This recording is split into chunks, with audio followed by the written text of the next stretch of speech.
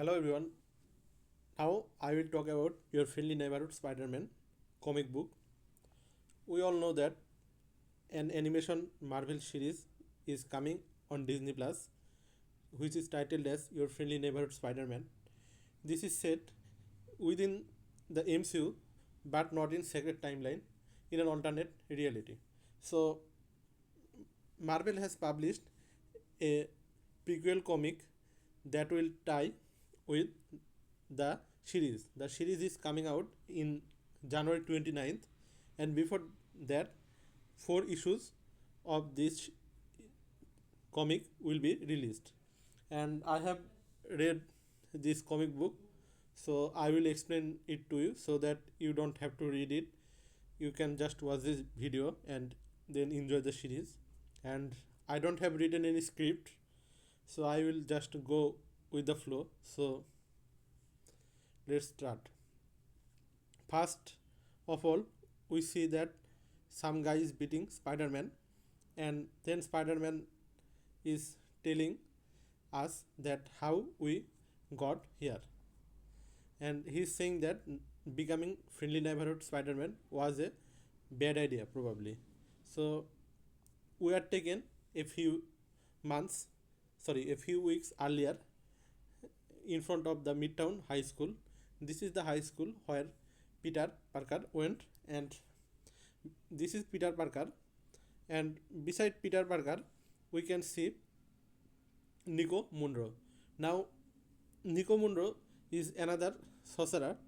We haven't seen Nico Munro in with Spider-Man in any comics. This is a new addition. Nico Mundo was first introduced in Brian Vaughn's Runaways, and there is a series about Nico Mundo, these Runaways. It's 3 seasons and almost 39, 40 something episodes. You can watch it if you like. So, what I was talking is that we have never seen a team up between Peter Parker and Nico Munro, and throughout this book, we will see Nico Munro as the secondary character of this book. So, when this series was first announced, I was very excited because we will see this type of unorthodox pairings with Peter Parker. Here we can see Nico Munro, and in the series we will also see Amadeus Cho. We never got Amadeus Cho with Peter Parker in Marvel Comics. So I think we will see something fresh. So let's come back to the comics. Here we see that Peter Parker and Nico Munro, they are both gossiping, and then somehow Peter got bitten by a spider, and thus Peter becomes unconscious. So here another thing is that in the promo shown at the comic, in the San Diego Comic Con probably, we saw that Peter is bitten by a spider, and this came while Doctor Strange was fighting with another person whose name is Shona, and Shona is somehow related to the spider web or spider hive, just like Madam Web. So I am not going to that direction. Just that clip was shown that a portal was opened and Doctor Strange came through, but we don't see Doctor Strange here. Maybe that happened to another side, but they didn't show it here. So whatever, Spider-Man got beaten, and then this is Aunt May. Aunt May runs to Spider-Man, and they check and finds that Spider-Man is okay. And then an explosion happens at the high school, and finally the students leaves the school, and then we see that Peter in the grocery store. We also saw this grocery store in Marvel's MCU's Spider-Man Homecoming. So, and here we see different a funny incident, and Aunt May again runs to Peter to check if he is okay. Nothing significant happens here. So then in their home, Peter and Aunt May sits to watch TV, and then we see that the mother of Nicomundo comes with Nicomundo and some food to offer to Peter Parker's family. And here another thing is that Nicomundo tells that this is the adopted, this is the foster family of Nicomundo. Why foster family? I will talk about that later. Then we see the foster mom of Nicomundo and Aunt May having a good time, and Nicomundo comes to the room of Peter Parker, and here they talk about the explosion of the high school, and Nicomundo thinks that someone is behind that explosion, and Nicomundo fears that this explosion might be the reason that their school will never be repaired, and the community will forcefully shut down their school, and they will have to go to another school. So, and Nicomundo says that she is not happy about it as she is already running from LA. So here a little bit context. Nicomundo is from the Runaway comics. In the comics, in that storyline, Nicomundo finds that her mother and father obviously are part of a evil secret society, and then they fight their parents and they run away from the home. This was some sort of just a gist of the story of Runaways, but here we see that Nicomundo has already run away from home, and she is living with another foster mom in New York. This is in New York, and Nicomundo's real family was in Los Angeles. So then together Nicomundo and Peter Parker in the story decides to investigate the matter, the explosion that happened at the school. Then at midnight we can see that Peter Parker is already there, and here a funny thing happens. A, Nicomundo tells Peter Parker to wear something black so people can see him in the night, but Peter Parker comes with his shiny blue clothes, and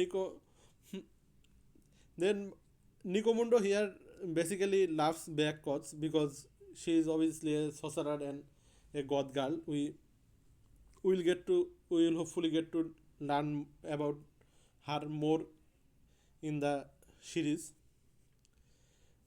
Here I am saying again, you can watch the Runaway TV series. It's really good. Then they together, Nicomundo and Peter Parker here investigates the blast, and they found some anomaly. And they here the writer has told us to watch the first episode of Your Friendly Neighborhood Spider-Man to learn more about the how the explosion has happened. So somehow Nico here tells Peter that the some corporate company is trying to buy the place of the school, so they probably are behind the burning, and the people behind this is his name is Silvio Manfredi, who is a mob, a very big guy, very big and influential guy. While they were discussing this, some thugs or hired goons come to the school to probably erase all other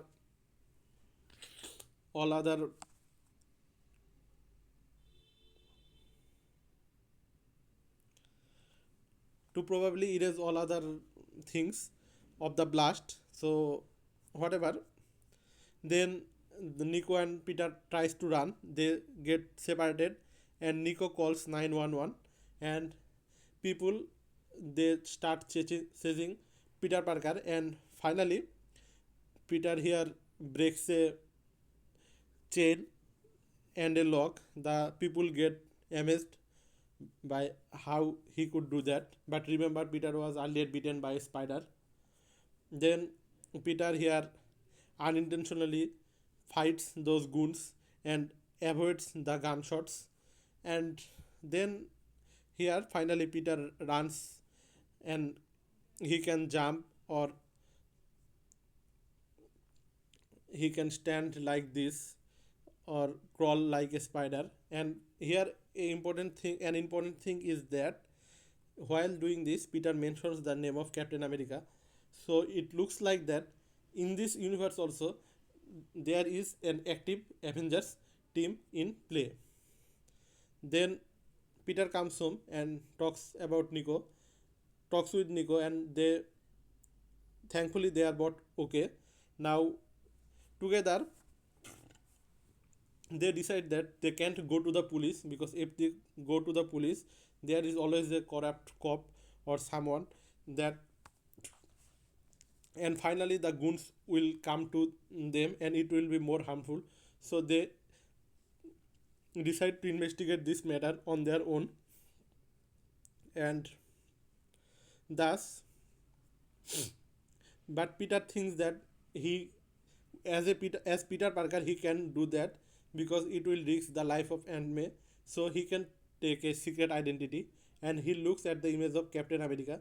Looks like here in this universe, our Peter Parker will idolize Captain America, and finally he decides that he needs to take a secret identity to investigate the matter thoroughly.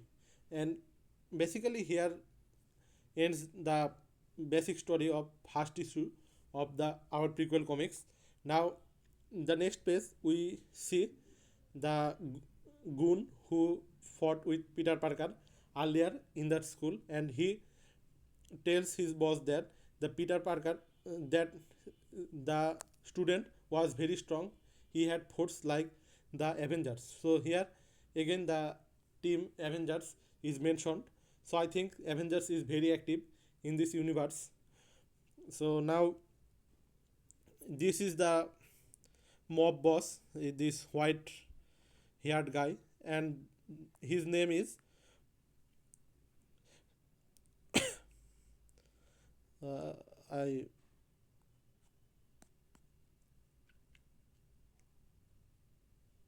yeah, I forgot his name. So, but he finally tells the guy standing behind him to kill the student who they fought in the school. And the mob boss called this guy as Marco. Now Marco is an old villain of Spider-Man who has super strength and some like some abilities like super strength or something to fight. So then then again at the last this person also tells to summon the enforcers. Here this is an important thing. The enforcers is an evil team for hire. They fought with Spider-Man or Daredevil or other street heroes in the Marvel comics. So looks like enforcers will be the our first villain of our series, and thus our series ends. And this is the cover of the second issue of our series. Now here are basically some takeaways. Here we learn that in a place that Peter, sorry, Uncle Ben is already dead, and Peter is very sad about that as always. But Uncle Ben here died before Peter got bitten by a spider. So it's a big change here. We can see that. And I already talked about the presence of Nico, and we still haven't seen the staff of Nico. I mean, Nico has a staff, a wand like big stick, and this is called probably it was called the one or something like that. I have forgotten the name. So it does different kinds of magics easily, like teleportation or power blast or protecting as a shield, etc. And I think it's really fresh that for first time we don't get Norman Osborn or Doctor Octopus or Kingpin as the villain of Spider-Man. Rather, we are first getting the enforcers as the villain of the first couple of episodes of this series. So let's wait for the series in the next month, and next issue will be coming out in the next month also. So I will cover that also, and if you have any feedback, please let me know. I didn't have any script, so I started in some place. So consider that.